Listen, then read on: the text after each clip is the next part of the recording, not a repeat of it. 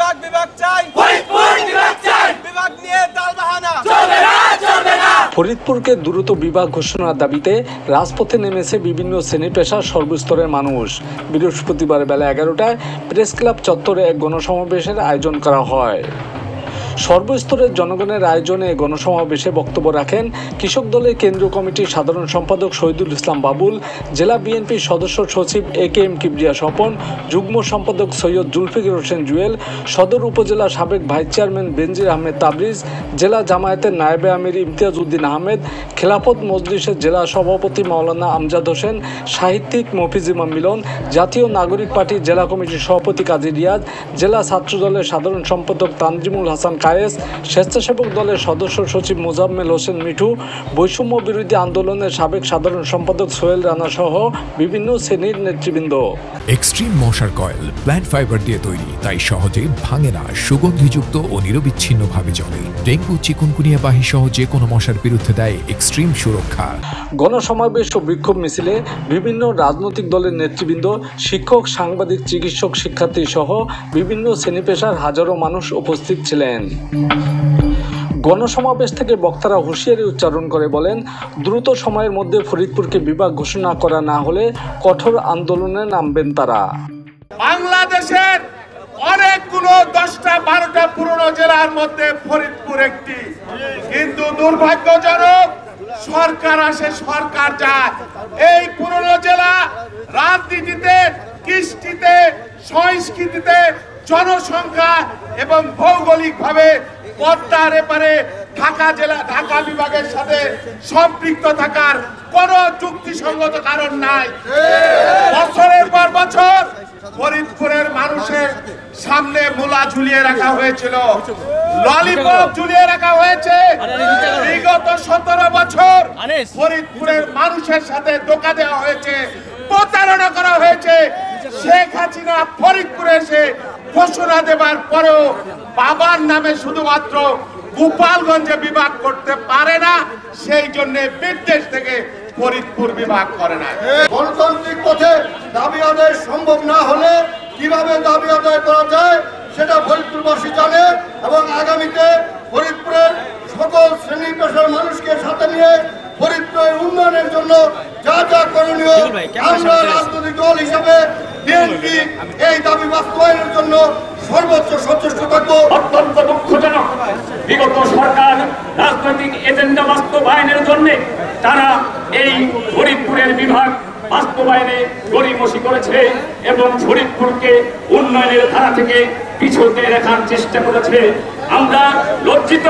বিএনপির আন্দোলন যখন চলাকালীন সময়ে ভিন্ন খাতে আন্দোলনকে নেওয়ার জন্য প্রধানমন্ত্রীর বিআই ইঞ্জিনিয়ার মোশাররফ হোসেন এই ফরিদপুরের সাথে প্রতারণা করেছে। বিভাগ ঘোষণা হয়েছে, ঘোষণা করা হয়েছে, ডিসিএসপিকে মিষ্টি খাওয়ানো হয়েছে। ফরিদপুরের সাংবাদিক সমাজের সঙ্গে যে মিথ্যাচার করছে তার তীব্র নিন্দা এবং প্রতিবাদ করে আমার আপনাদেরকে লক্ষ্য করে বলছি, আগামী দিনে আপনারা ফরিদপুর বিভাগ যতদিন না হবে প্রশাসনিক ভাবে আপনারা রাজপথে থাকতে কারা কারা রাজি আছেন আত্মচার করো। আমরা চাই ফরিদপুর একটি পুরনো শহর এবং ফরিদপুর একটি আগের থেকে এটা মূল শহর। এই শহরে আমাদের সমস্ত বিভাগীয় অফিসগুলো ফরিদপুরে আনতে হবে এবং আমরা সকলেই ফরিদপুরের যারা আছি আমরা চাই ফরিদপুরে আমাদের বিভাগকে অতি সত্বর ঘোষণা করতে হবে। ফরিদপুর বিভাগের ঘোষণা দিয়েছেন, দ্রুত বাস্তবায়ন দেখতে চাই, অন্যথায় সর্বস্তরের জনগণ ফরিদপুরের রাজপথে নেমেছে। বিভাগের বাস্তবায়ন না নিয়ে ঘরে ফিরব না, ঘরে ফিরব না, ঘরে ফিরব না। এটা আমাদের ন্যায্য দাবি।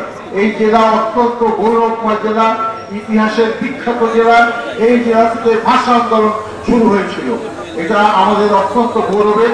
আমরা এই আন্দোলনে যে যেখানে যেভাবে আছি আমাদের সকলকে সহযোগিতা করে আমরা এগিয়ে যাব।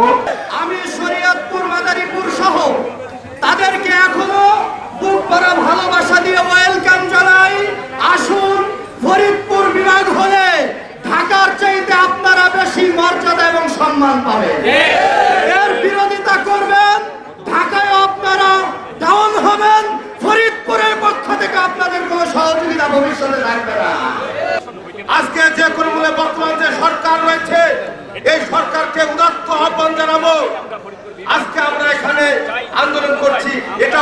আমাদের জন্য লজ্জাজনক। কেন নামতে হচ্ছে?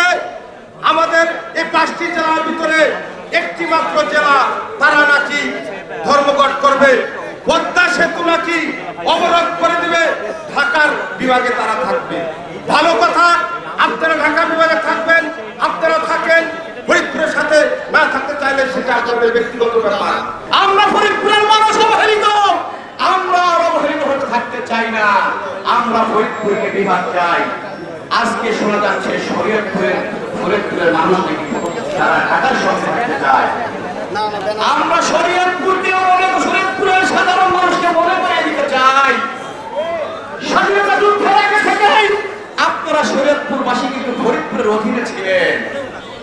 তাই আপনারা এই সুষ্ঠু একটি পরিবেশকে অশান্ত করার চেষ্টা করেন না। আপনারা ফরিদপুরের সাথে ছিলেন, আছেন এবং ভবিষ্যতে থাকলেও আপনারা ভালো থাকবেন। এজন্যই আপনারা ফরিদপুরকে বিভাগ হিসেবে মেনে নিয়ে আসেন। আমাদের সকলের একটাই দাবি হোক, আমরা ফরিদপুরকে বিভাগ চাই, বিভাগ চাই, বিভাগ চাই। এই দাবি আমরা ইউনূস সরকারকে জানিয়ে দিতে চাই।